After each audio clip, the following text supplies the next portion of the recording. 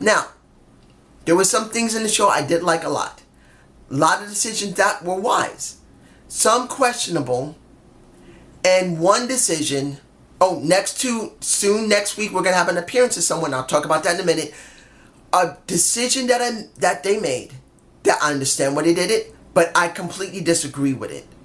100% disagree. And I know a lot of people are going to say I'm wrong, but I will give you my points and you can decide for yourself if I'm a nut or if I'm not. Sometimes you feel like a nut, sometimes you don't. I feel like a nut because I believe the decision they made was a wrong one. But let's start with the show of LAX versus Z&E. Now, when it came down to it, I enjoyed the match. It wasn't a problem for me. Seeing that, I didn't have a problem that King didn't interfere. That was good. This was all about Ortiz and Santana. I have no problem with it. Andrew Everett and Z himself did a pretty good job, and I wasn't having a problem with it. Once LAX won and they went to the after show, which is basically the clubhouse, I was alright with it. And then, you guys know how I feel about Konnan. You know I don't like him. Not because he didn't do great work years ago, not because he can't do great work now, not that he can't still do great work as a promoter, as a manager. He doesn't do work in the ring anymore. But as a manager and a promoter, I still have respect for him as long as he's used in a proper way as a manager. And he does a good job for his promotion. But I've been pissed off for many, many months, over a year or two, because of his booking. But here, the booking was done right. And this is where I believe Konnan shined. And you hear me saying this. I've always been against Konnan. Konnan is supposed to help to get the new talent over. His time is done as a young talent. He's an experienced manager. He's an experienced promoter. He's an experienced talent relation, whatever you want to call it. He's supposed to get people over, not himself. But here, this was done properly. That he questions King's motives, saying, so, you have anything to do with this? You know anything? King says, no, I don't know what the hell's going on. And he says, well, I hope you don't know anything, because you're going to need to get into a Doctor Who TARDIS and travel to another dimension, because the minute I find out you were involved or knew anything, not one place I'm not going to hunt your ass down. You better hope I don't find nobody. That was well done. And before that happened, seeing that triggered it was him not being able to talk to Homicide. I think that was the wisest thing to do. Since King is the one who's talking to Homicide, and Konnan can't talk to Homicide because King is talking, this is what sparked it. Now, where did it go with this? I don't know. But here's the thing. If you're going to have a confrontation between Konnan and King, Santana and Ortiz have to be caught in the middle of this, where they're going to have to choose. And they're going to have to freaking talk on the freaking mic in the middle of a ring eventually. That's why I think Santana and Ortiz will shine. If they're doing what I think they're going to do, that Santana and Ortiz are going to have to choose between the old dog and the new dog. It should not be done in the back where they can easily script it and tape it. It needs to be done in a ring in front of an audience where it can truly get over. Whether they go to Konnan or King, it doesn't really matter. This is about those two getting over. And I really hope Diamante is going to be involved in it, because that woman's still gold on her mic. And she talks pretty much better than anyone except for Cone Dog himself. K-Dog, actually, not Cone Dog. K-Dog himself. Let's move on to the match that should have never happened. Look, if you really felt that KM and Falaba weren't getting anywhere, you should have dropped the story they were doing and just separate them and let them go off in two different directions. Doing this really did not feel correct. Doing this felt forced and it felt sloppy. Look, when you saw KM can talk really damn well. It almost felt like KM did not want to do this because the writing kind of sucked, but he had to do it. And that it just didn't seem right. It didn't seem like it was well done. I could be wrong, and you guys could enjoy it, and you guys tell me below. Me personally, I did not enjoy this. This felt like it was a dead end, and it was dumb. And then once you see Father Bob pull out a paper from probably under his testicles, lucky bastard, at least he's got 2 of them. Most people don't. But the thing is, when you see KM read the note and you think it's going to be the standby wrestler Justice, and then once KM said, "Get your fat ass in here," it just, what was the point of this? Of this entire situation, particularly once you got Big Papa Pump involved? It's like someone else wrote this than the regular writers. It's like the writers went on a vacation and they had to say, "We gotta go, we're taking a break, we're gonna let some other people write this story." And then they wrote it and they said, "Damn it, this is stupid, but we got something written, we haven't written anything, we're just gonna throw it out there." This was a throwaway match with a meaningless story. And it was a waste. Here's something else that didn't feel right to me personally. Taya Valkyrie versus Madison Rayne. Now, I gotta admit this. And I'm not a huge Madison Rayne fan, and I never said I was. Yeah, she got a nice set of boobs. Yeah, she got a nice curvy-ish body. I would be happy with her, where the Slug Daddy would think she's basically, what he used to call a goat. I'm not picky. So the woman's good looking. She does have ring ability, but when it comes to her character and doing her work as a character, she's very generic as a face or a heel. She's a little better as a heel than she is as a face. And you can see it from after the match is over.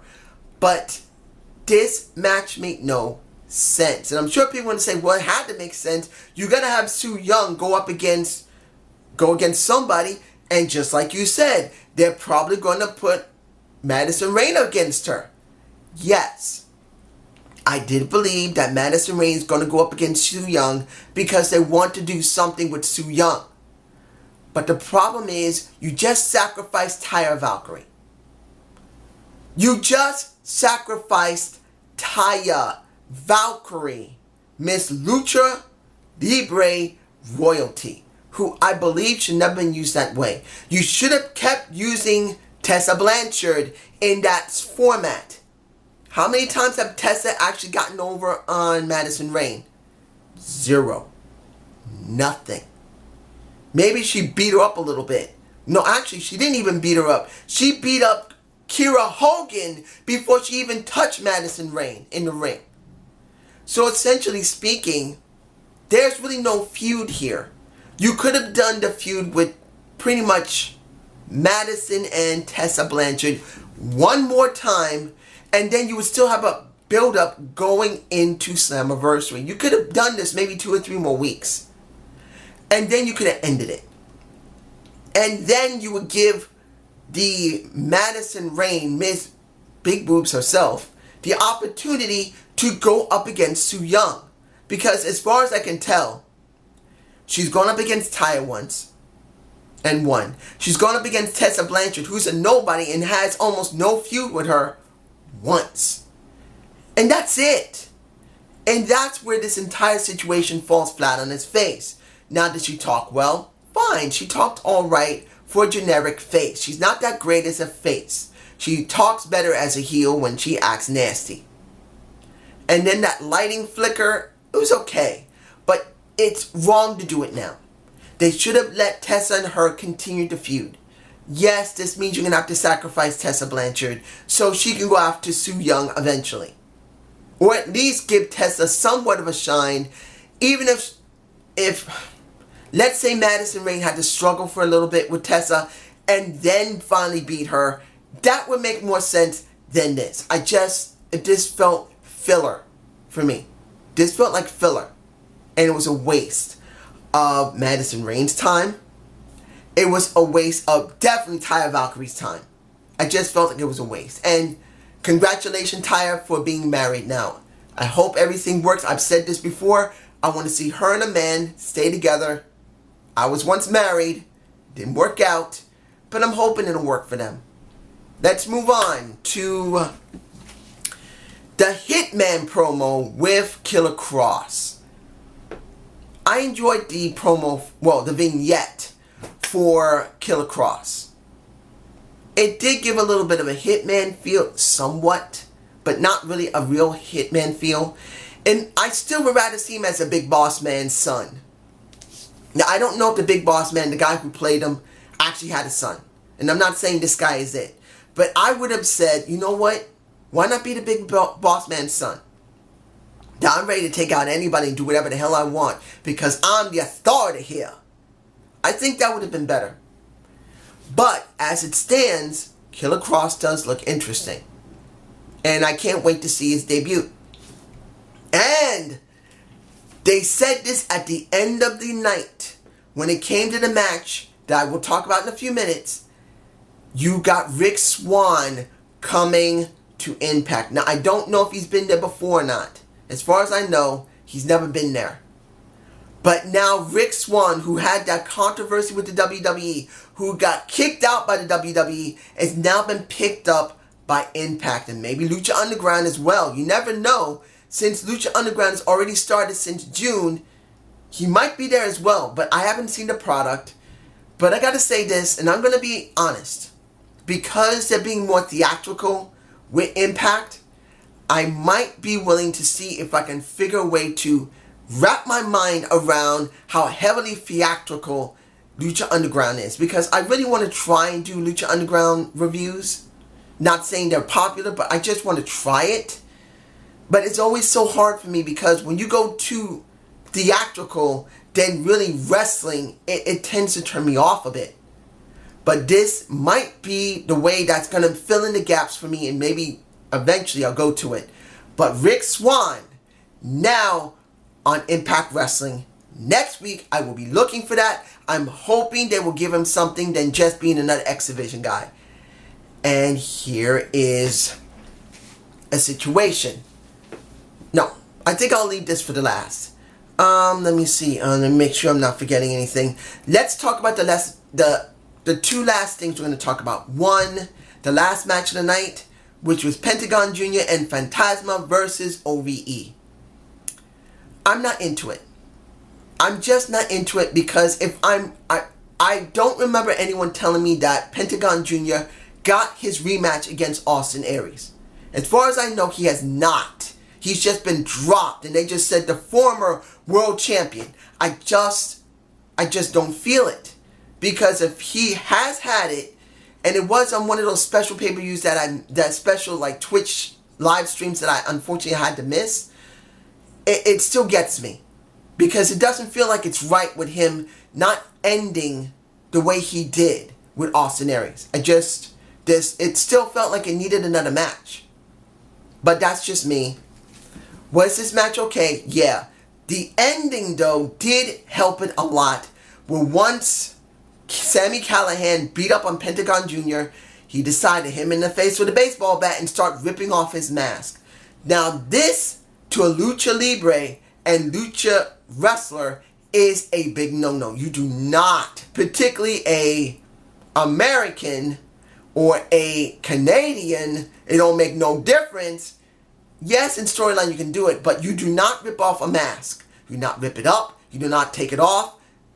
Now it's a real feud. Which basically makes it alright about what happened before and not really having the possible second match with Austin Aries if it hasn't already happened. Because like I said, if he hasn't had the match, it is a turn-off for me. But this part of this, well, seeing the mask ripped made me realize that they're never going back to Austin Aries. They're focusing on this. And it is done well enough that you can say this is something they don't do normally in American wrestling promotions all the time. You just don't do it. Once in a while, yes. And this is once in a while, it's okay. Second to the last is the Eddie Edwards losing his shit. I have to say it like that. And he's been in my face while I said that. Essentially, Eddie goes home, finds no Alyssa, gets angry as fuck I'm sorry for all the cursing, but this is the emotion that they tried to relay in this situation, which is a theatrical thing, which has made me more interested in trying to go to Lucha Underground. So I will thank them for that. Thank you, Impact Wrestling.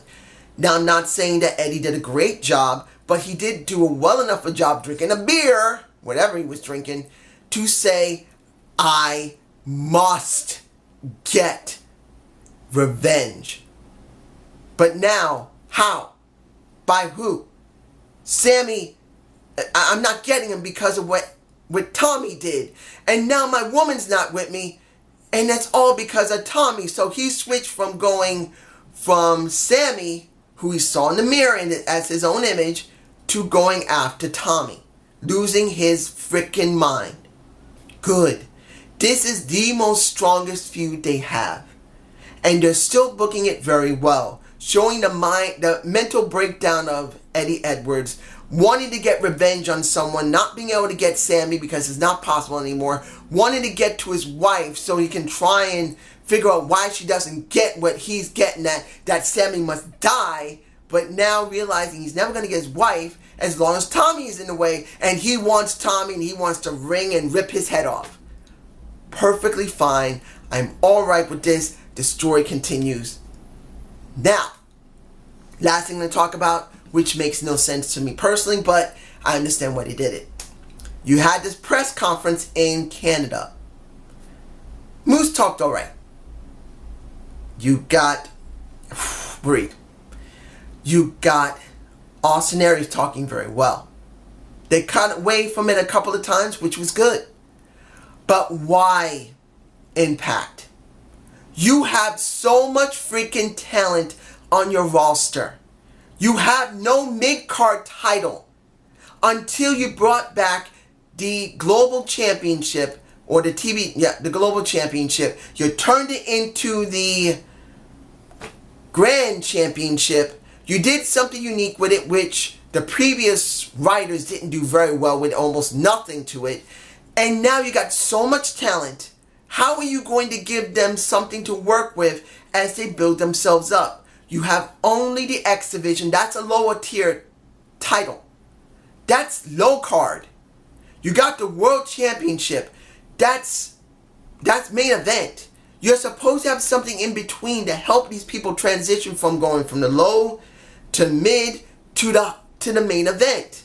And now you're taking that away again. And now I know a lot of people want to say, dude, it doesn't matter. They don't need it, not using it. But that's a problem. If you're not going to use the X Division title for absolutely everybody, yes, you did let, when it comes down to it, Abyss, you had Bobby Lashley, you almost had Brian Cage get the X Division title. That title has gone through some people who are not small guys, that have been mid-sized guys and big guys.